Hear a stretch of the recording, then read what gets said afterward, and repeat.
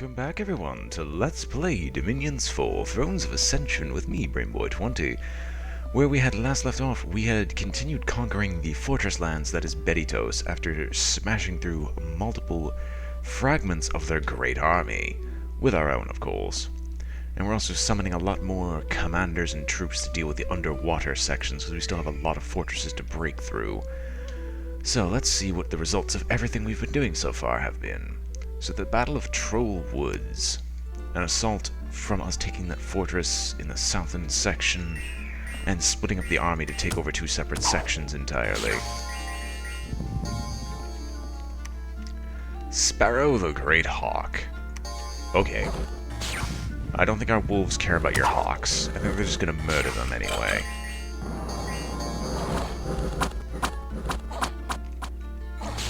What spellcasters do we have, by the way?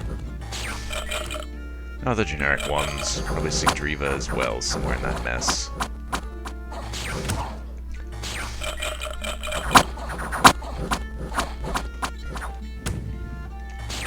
Anyway, their armies are basically routed almost immediately upon the wolves reaching their mage lines. But then again, that usually means we've bit through most of their army otherwise. The Ancient Woods, which is where the other section of the army was going. Which this is actually where Sigdriva is, I'm fairly certain. Yes, the Hangadrottining. And we basically should insta-kill all of them.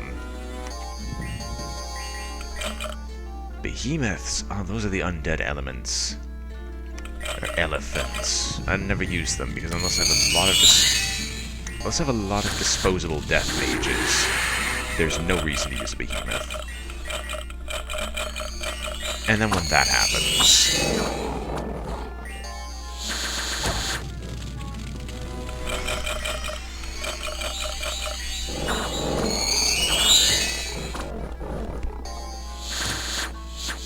Alright, let's hope we can just finalize the overrunning of this force and never have to deal with these mages again. I really want to prepare my domain strength so we can have the Tarask personally on the front lines with his close to 1,000 hit points. Anyway, there was a battle in Suthu, which is them trying to retake one of the locations we've attacked earlier. Oh, how cute. Good luck. Is that a bunch of goats? Like, I'm not even going to bother looking at this. We win. And the battle in the Ocean of Despair, which is us trying to take over this fortress area using the massive underwater force we built up a while ago. Which it will succeed, considering what our undead forces are doing.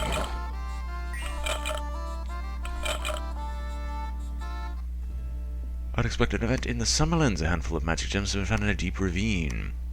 A group of freethinkers has been banned. They and their kin have left the land in search of a more pluralistic government.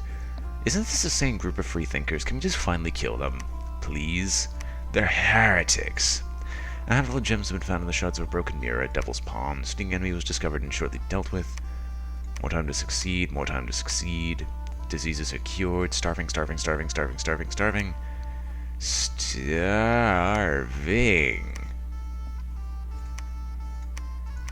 We'll take these forces down here as we keep recruiting more troops every turn. What else? The Childeric, you've built us a temple, keep moving. Agni and Company. Oh, first things first, we're going to make sure the province defense is at maximum value, because there's no reason not to at this point. And then we have our choice of fortresses, of which they have so many. Why? Oh well. We'll push and take the location of Dragon's Head. And there shouldn't be many people here, so Dragon's Head shouldn't be that tough to conquer. While we have Dusthard and otherwise trying to take the Ocean of Despair and remove the temple here so our domain can keep spreading.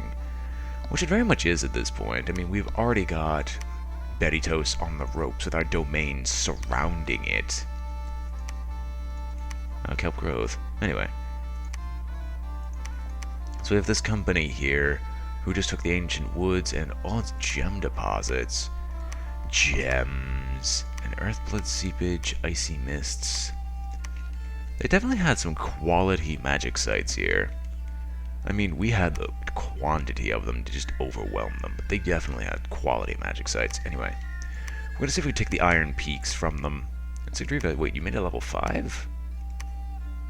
I didn't know that there was a possibility to reach level 5. In fact, I'm curious, have you actually beaten who I think you've beaten? No.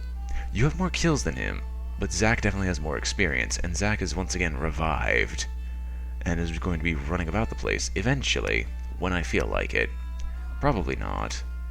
And there's only Molos the Solar Eagle left, and we should just finally murder them after a certain amount of time. Anyway, we have the companies back with Theorel the Tarask. Anselm, you're going to be building a temple. I need to remember to silence that next time around. This company will definitely assault Rim Mountains. Yigan Olnuld will also join in. Theorel the Tarask will join in. Ansem will follow in behind. And with this army setup, we're actually going to have to set up the Hangadrot's forces so no one is going to be, horribly murdered as a result of being near the Tarask. Which, in all honesty, here's what I should be doing. Hey. We have, like, a section of Vinemen. It was in the bottom right corner. I mean, this group was definitely going to be moved back. Who is in the bottom right corner? I'm curious, because I can't see them. We have so many army groups that I cannot tell anymore. This segment of Vinemen here, moving them back. Oh yeah, it is all Vinemen. Alright, we'll move these slightly behind. All the Tarasks will be moved down to this corner of our forces, and hopefully our people won't be poisoned anymore. And with the Divine Shield, Fire Shield attack closest, Theorel the Tarask should be able to go to the front lines without killing the rest of my people. And with that note, we shall continue cycling through commanders.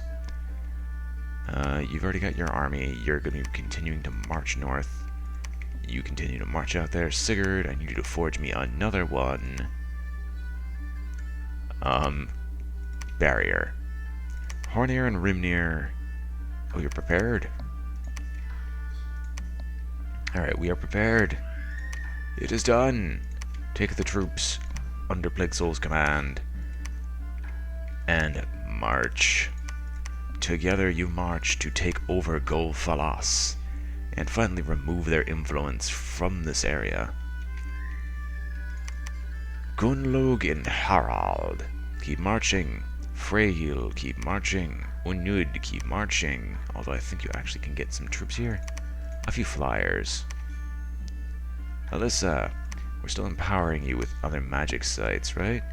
No, you actually have access to all magic paths now. Good. Forge magic item. I'm curious what is available. Dimensional Rod, Acts of Rulership, Corruption. We've already seen this one.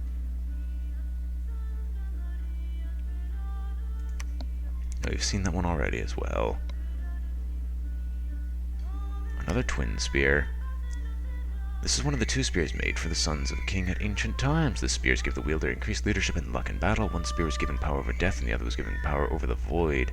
The first one reanimates those killed by its deadly point. The second spear allows the wielder to call lesser horrors in battle.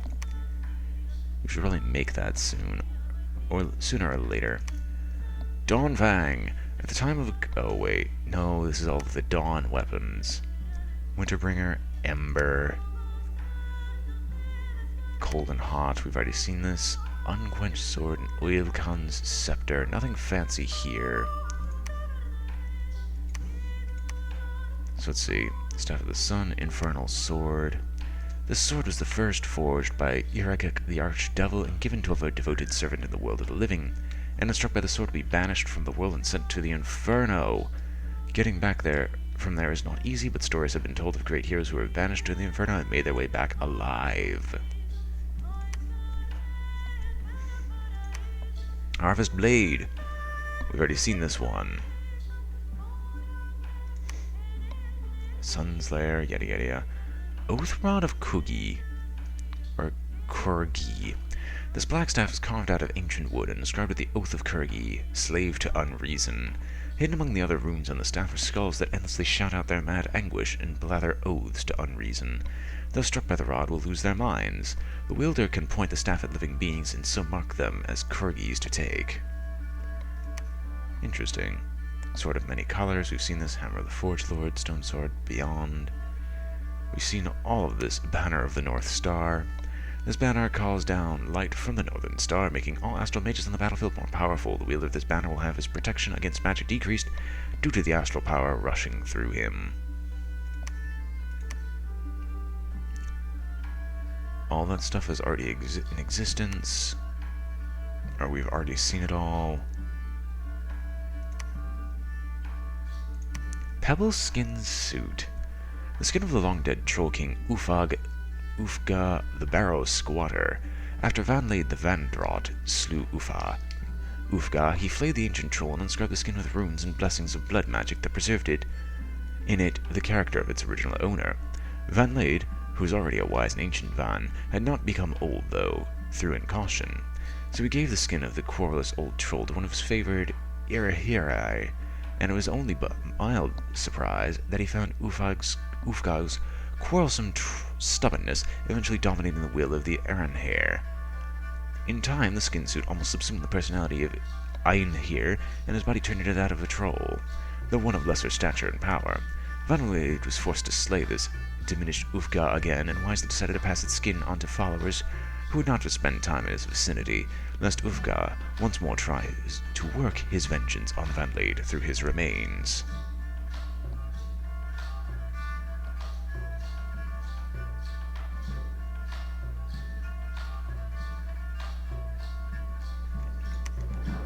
Anyway, someone sent me a text message, which I should really just ignore from this point onward. Nothing more for boots, nothing more for that. Okay, these mystic items, I fully expect there to be more here. Ardman's Soul Trap. This trap was devised by a fearsome blood mage, Ardman. Inside it he trapped the heads of those opponents he deemed worthy to be preserved. In battle, a few of the trapped spirits will emerge and aid the wielder of the soul trap. Some heads come from mighty warriors, and some come from fire and earth mages. Holding this many souls is demanding, and will tax the strength of the wielder of the soul trap. Okay, interesting. The Chalice, which we already know of. Soulstone of Wolves, we've seen all this stuff. The Black Book of Secrets. This ancient book is infused with power and can be a great help when using death and blood magic. The secrets contained in this book also emit a strong aura of fear. The Ankh, which we're not going to make. Tome of the Lower Planes. This book contains a study about the planes of hell and the magic that holds them together. Using this tome, it should be possible to navigate these planes. This book can also be of great aid when performing blood magic. The Black Mirror. This magic mirror is cracked by the tension between astral magic used to forge this mirror and the magic from the blood-soaked frame. If brought to battle, the mirror will instantly dispel any illusions and phantasms at the cost of making its user somewhat vulnerable to enemy magic. But the real power of this mirror can only be unlocked by an astral mage. The ability to destroy other people's minds from faraway lands. Mind Hunt. Okay, you can just auto-cast that spell with this. Nethgul, Forbidden Light. The Astral Harpoon. An ancient harpoon made of bone with a tip of rusted iron. Tied to it is an ominous silver string. No one knows who made this ancient weapon. Perhaps it was even crafted by the horrors, given what is known of its deadly power. It will travel through the aethers until it reaches the destination specified by its wielder, and there it will strike its target. Then the user yanks the string and its hooked prey rushes back through the ether to where the user awaits. The user must beware, however, for if it hits a prey too mightily, the prey might yank him through the ether instead. The skill used for utilizing the harpoon is a combination of strength and astral magic, and being very strong usually trumps normal strength and mediocre magic abilities. Atlantis, Cleansing Bell, Atlas of Creation, which you've already seen, Gaia's Gatestone, Alchemist Stone. I think that is literally everything. That is literally everything. Okay. So, is there anything else I actually want to build? Via the astral magic I now find myself access to, or having access to. No, but how much does it take to cast the Wish spell? Or is it just not literally possible? 3, 4, 5, 6, 7, 8, 9. So I am on 8? Yes, I need to empower you one more time to cast the wish spell. And I will cast the wish spell once before the end of this. Svalin Yingvel, keep following everyone else. Yvonne's march after you get your army together. Because you and I both know it's heresy to not have your army together. Hikata... Oh, can you not physically cast it anymore? Or did I just not have you on auto-cast, like a moron? Contact Sea King's Court. Ah, yes, you literally could not cast it any further. You can cast it this one more time, but you'll have to find something else to do afterwards. Anyway, these two will be following in behind them, and we'll probably take the steeps of the wild horses afterwards. And with that, there's not much else to do. I'm going to hunt through to see if I can find anything. Like, we would probably make another army with this. So there's Burr and his Hangadrot forces, and we'll start marching out, and with nothing else to do, or at least fairly certain there's nothing else to do, he will just keep going. I mean, Misthought can definitely cast ritual spells of blood magic. So let's see, what blood magic do we have access to? Crossbreeding. Hundreds of different creatures from mice to humans are magically crossbred and grown in an effort to produce a powerful monster. Most offspring die early, but some survive and are bound to serve their creator. Luck is required to breed more powerful creatures. Well, there's a little luck in it. Now we'll bind a succubi. Oh wait, we just don't have the blood. No, we don't have anything like that. I don't know why I was even asking. But one more turn and we will have successfully completed research of every single possible magic path in existence. So let's end the turn and see what happens. Looks like we've got some fairly lengthy battles ahead of us. Not like I really mind.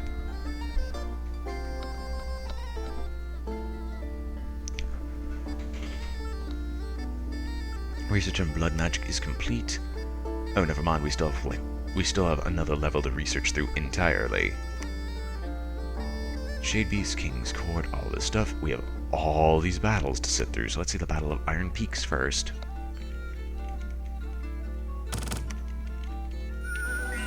I mean, some people will get wounded from this. It's not going to be as big of a stomp as I thought it would be, but there's really not much to talk about here. We win.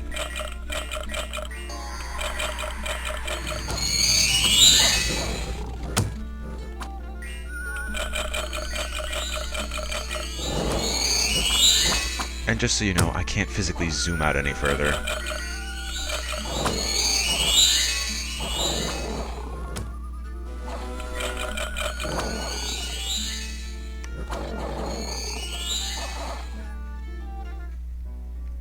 Anyway, the Battle of the Ocean of Despair, which is them trying to push us out of there. And it's definitely not going to work. Like, we're not going to bother looking at it, because we know we win this fight. Rim Mountains.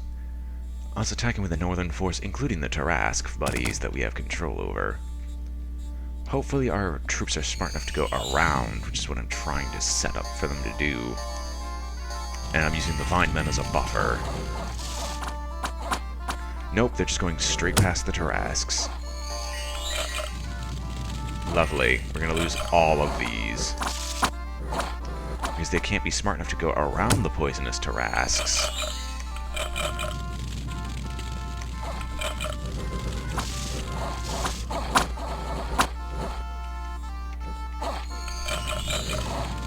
I have to set up this army again.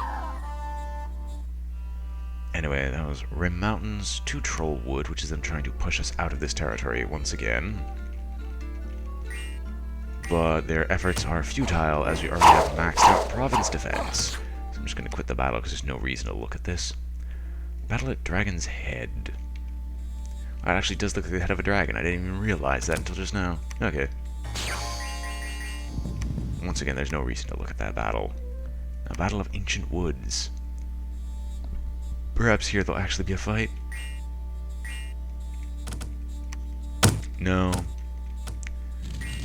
It's them once again trying to take a place that they're not able to. Unexpected event at Iron Port. Ill omens are spread throughout the province. Not my problem. Arafabolia giving us more air gems. Felicia. Trade boom in the province giving us a lot more gold, which we don't need. Whalewind Waters. A knight has appeared. He quests for an ancient temple supposedly located in these parts of the sea. Cassius, the Knight of the Deeps, has joined. Enter the fortification of the Ocean of Despair has been breached. We can storm the fort. We start to destroy these forts, but none of them are open just yet. Starving.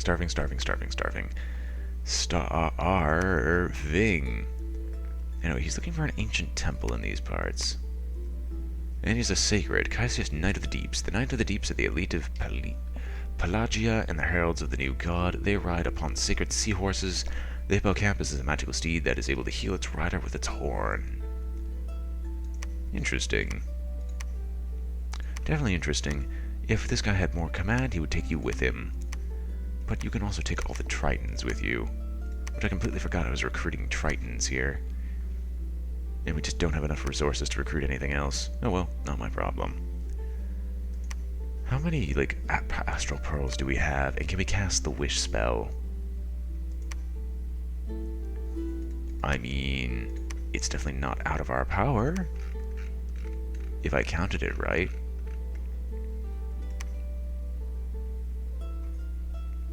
Oh, how much does it actually cost? How much does the wish spell actually cost? I'm curious. Oh, 100 astral pearls. Okay, we can actually set that up just fine. Like, I don't know why I'm complaining. I have so many air gems that I'm just going to have her transfer. Hey, look at all these air gems. Look at all the stuff I don't care about. Look at it. Look at it. Cast ritual spell. Let us cast wish.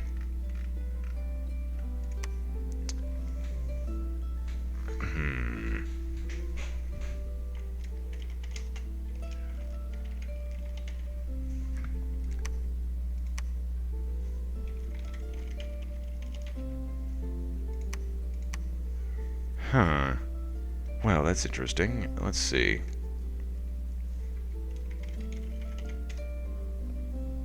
We'll cast the wish for power. I am curious what's gonna happen now. I'm just gonna try every single possible combination that I can think of, just to see what happens. And we're gonna claim the Ocean of Despair in the meantime, because we've broken the fortifications. Storm the bloody castle. Anyway. We're also trying to take the Iron Peaks, which we're not actually using that many supplies, and when we finally claim the Iron Peaks, we shouldn't have a problem with this. But we're going to have these people summon allies to join us in this siege. Oh yeah, you can cast Awake Environment because you have the crown. I completely forgot about that.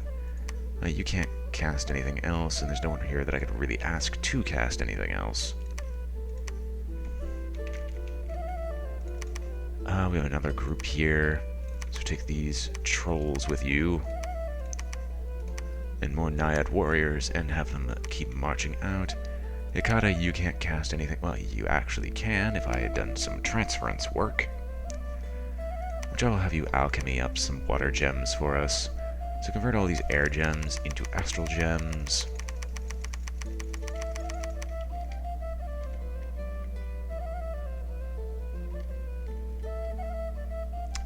Excuse me. Oh, okay, it's Shift A. I mean, that kind of wasted a lot of air gems, but I don't use air gems anyway, except for like one person. And then we will do water and convert them all to water gems.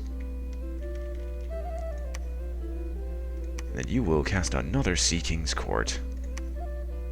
And you will move out into the open. You will move out here. And we're just going to keep the daisy chain going along. Sigurd. Is there literally anything I can have you forge still?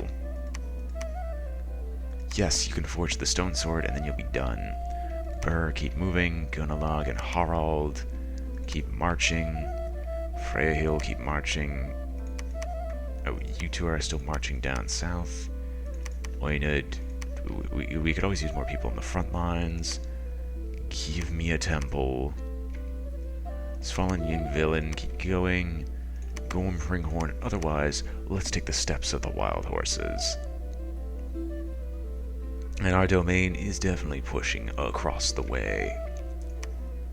And afterwards we'll take the Hungry Sea, the Sea of the Untamed, Lake of Vastness, because there are literally only 2 fortresses left in the ocean, and this is one of them. Take these fortresses, move our domain, and we'll basically do a domain kill in a couple of turns. Is there virtually anything else I can possibly do? I mean, once enough army troops have been set up, we should be good. Also, you'd think a champion would be something you could wish for and just get a very powerful commander from that. But then again, they would have to program every possible scenario for the wish spell. As such, I don't blame them at all. Also, repeat the recruitment. Give me 5 trogs every turn until this place is filled with trogs.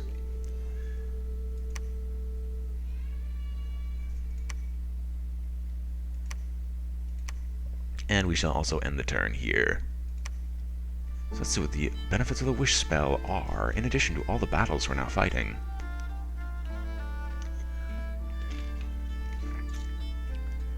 Cast Wish. Steps of the Wild Horses. Let's see how this battle is going. This one should hopefully be more interesting, as it seems to be more of an even fight. No.